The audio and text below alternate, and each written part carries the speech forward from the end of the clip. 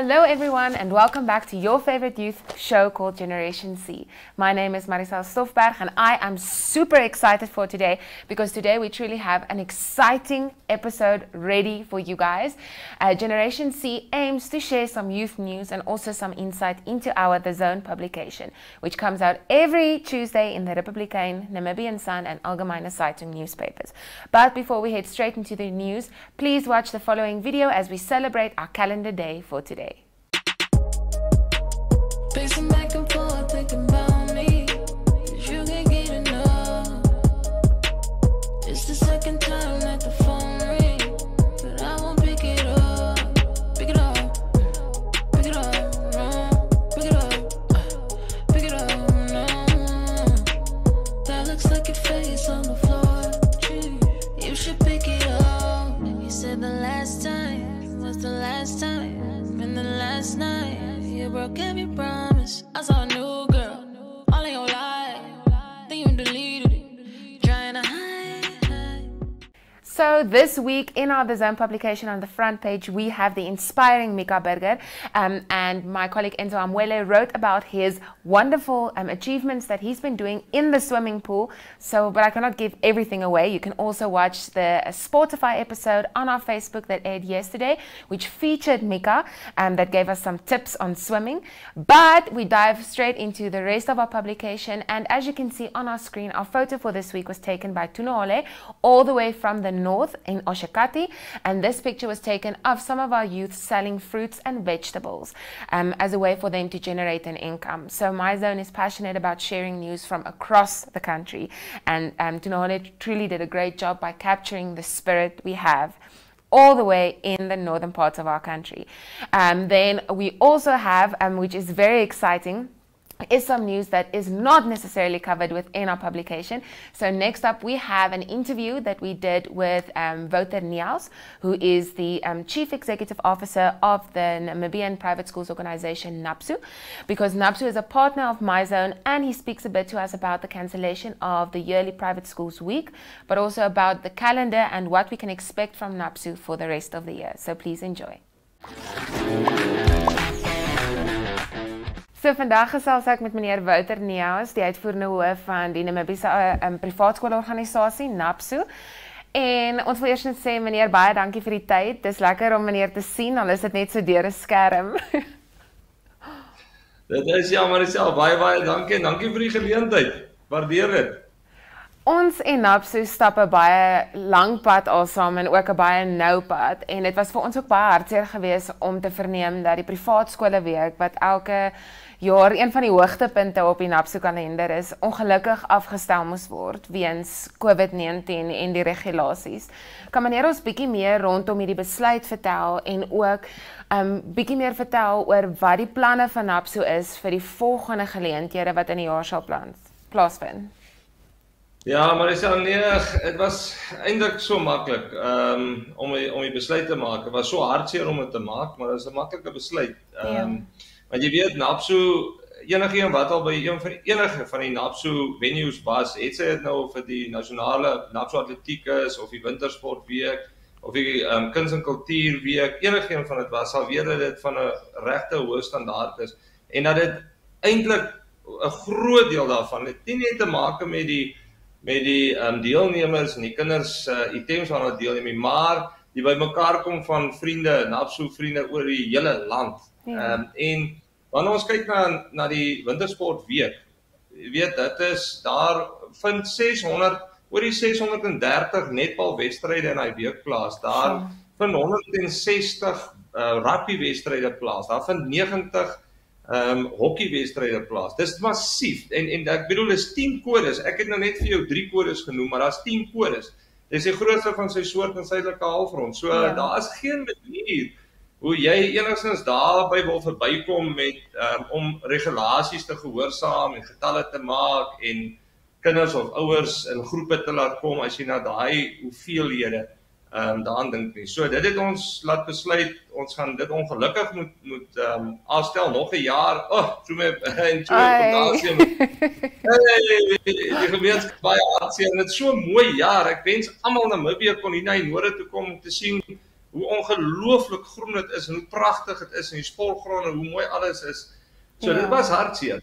Maar Maricel, daar's goeie nuus ook. Ek meen ons het besluit ons gaan die NAPSO proewe gaan ons nog steeds laat voortgaan. Ons wil nog steeds ons NAPSO want ons het met Bultied ooreengekom, ons gaan NAPSO Bultied spanne, ons wil nog steeds ons spanne kies.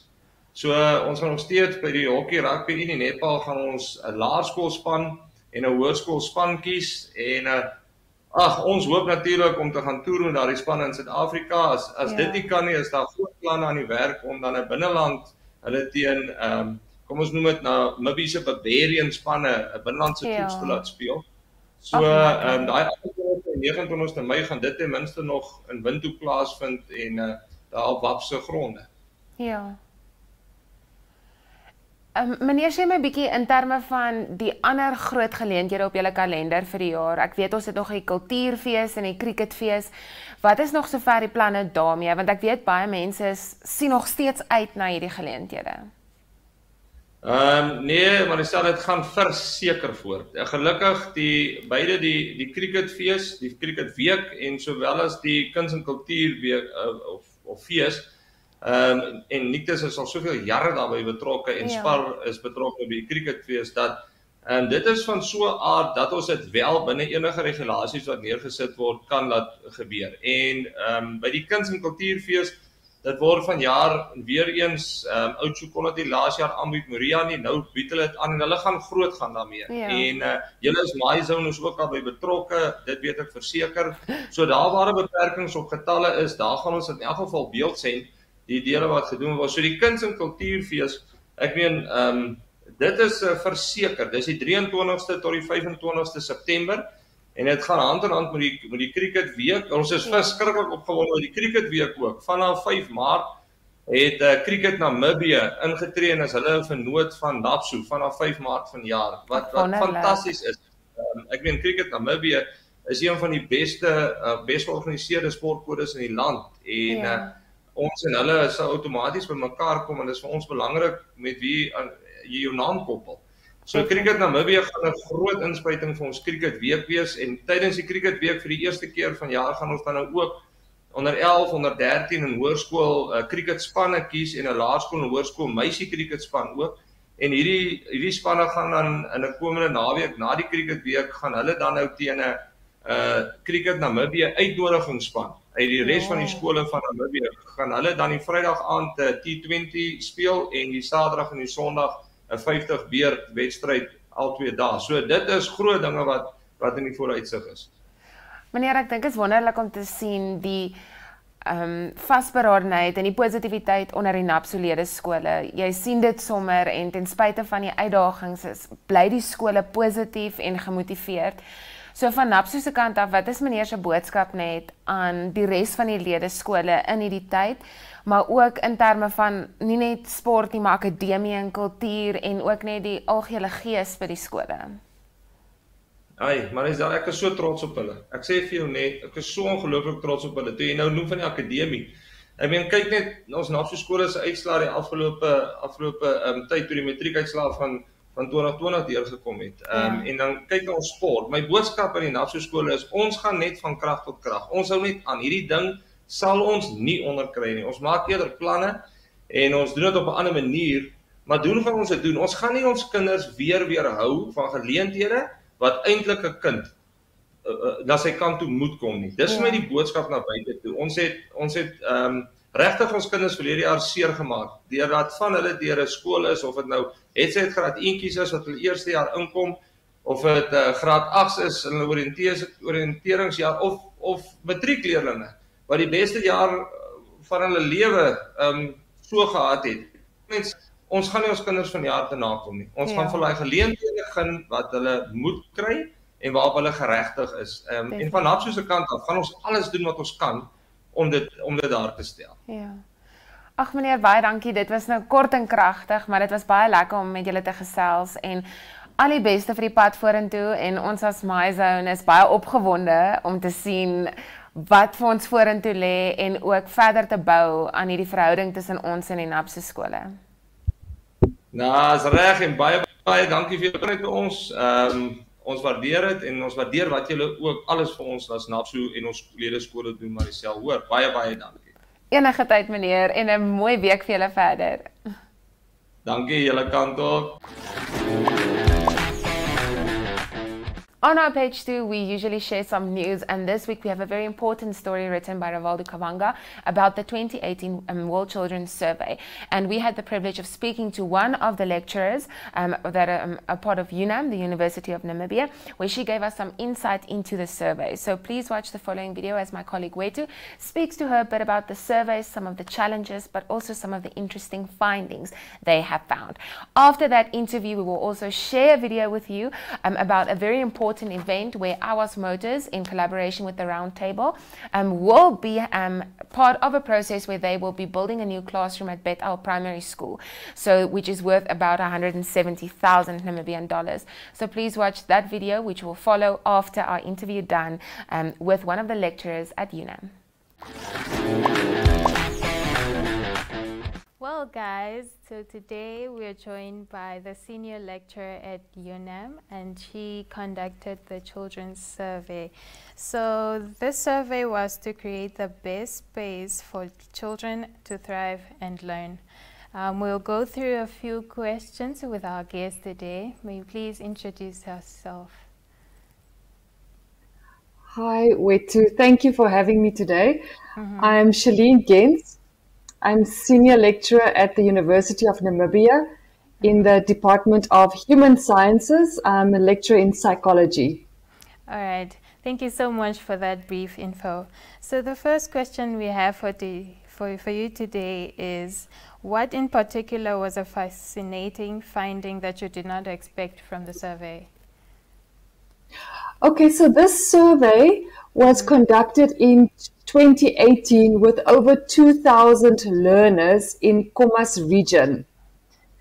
They were mostly grade 4 and grade 6 learners, and we gave them a questionnaire to complete on different parts of their lives. So on their home life, their school life, their friendships, and how they feel about life in general. And one of the fascinating findings for me was actually that we asked children how satisfied they were with different parts of their life. And actually children were not that satisfied with their classmates. Wow, that's interesting. So compared to how it's interesting, right? So compared to how satisfied they were with their teachers and with what they learn at school, their satisfaction with classmates was quite low, which is a concern because at that age, children start to build more friendships.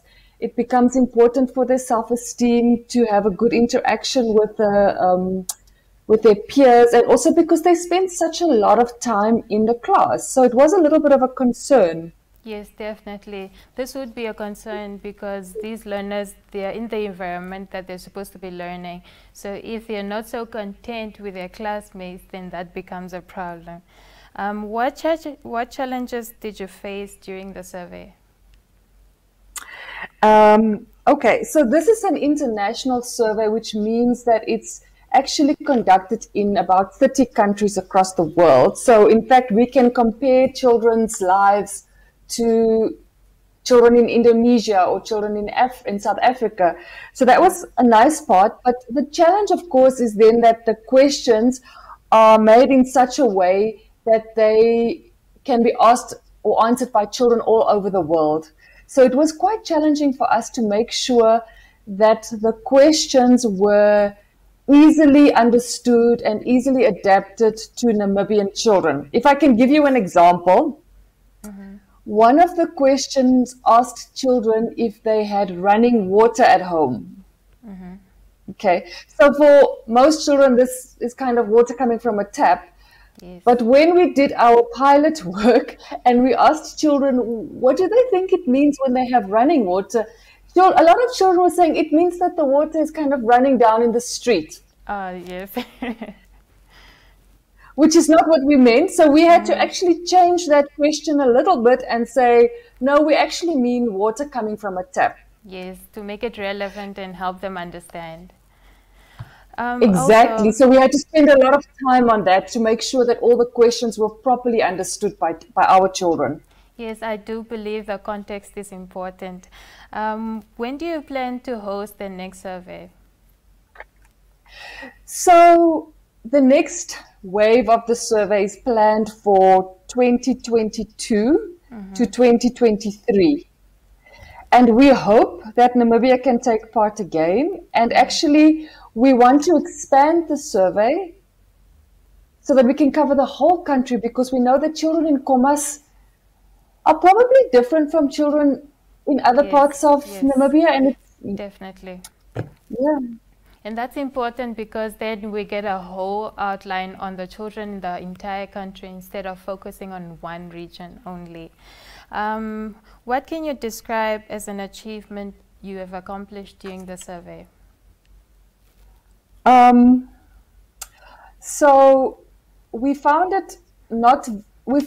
the education system very accommodating. So the Ministry of Education gave us approval. The schools we approached, the principals were very welcoming, and the children, the learners, I have to really just give a shout out to all the learners who took part. They were so excited, they were so engaging, and I think they really enjoyed it. And for us, it's an achievement that we can actually ask children to give us their opinion on their own lives, because often adults will ask the teachers or they will ask the parents, and it's important for us to get actually children's own views and opinions on their own lives. Yes, definitely. Another thing I wanted to know, what is the plan of action or the point of action after receiving the findings from the survey? So after you've gathered this information, you've spoken to the learners, the parents or their teachers, how do you plan on acting on these findings? Yeah. So the first thing we did is we held a launch about 2 weeks ago, and we invited all the stakeholders. We invited the Ministry of Education. We invited some teachers to tell them about our findings. We also have published a report. Oh, wow. This is the report.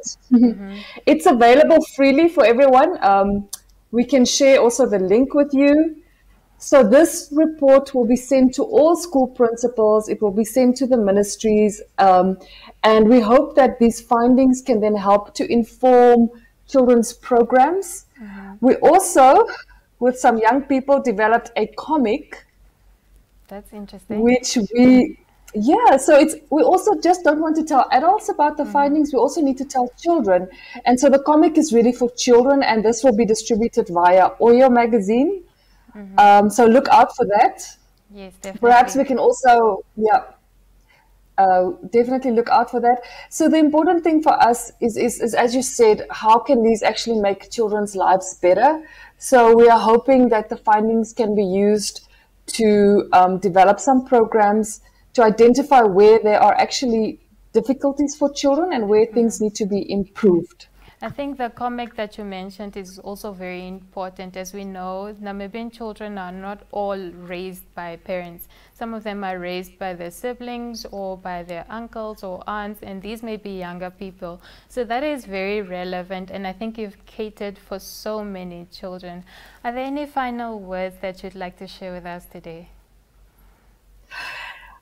Only to say that I hope that people can access this report, that they can read it, and that they can be in touch with me. I'm at the university. If there are any questions, be in touch with me. Ask me if you need to something that you don't understand in the report. I'm happy to answer any questions. And I also want to thank you and the radio station for hosting us so that we can spread the word on this. Yes, it was a pleasure having you today. Thank you guys so much for watching. This is Ms. Gentz from UNAM, and she just conducted the survey. She came to give us more insight on the survey and how it benefits the children in Namibia. So thank you very, very much for now where we stand here this morning, celebrating in a small way this project that we have in front of us. by announcing it to the media to say, spread this message of good news. That amidst COVID and all its challenges and the impact that it has on everybody else, you know, it warms my heart to realize that there are still some people, still some organizations and companies that goes an extra mile and forking out $1 or $2 for the common good of the nation. That's where people like you, ours in Roundtable, optimal developments, play a critical role in leading by example of what it means to be a Namibian.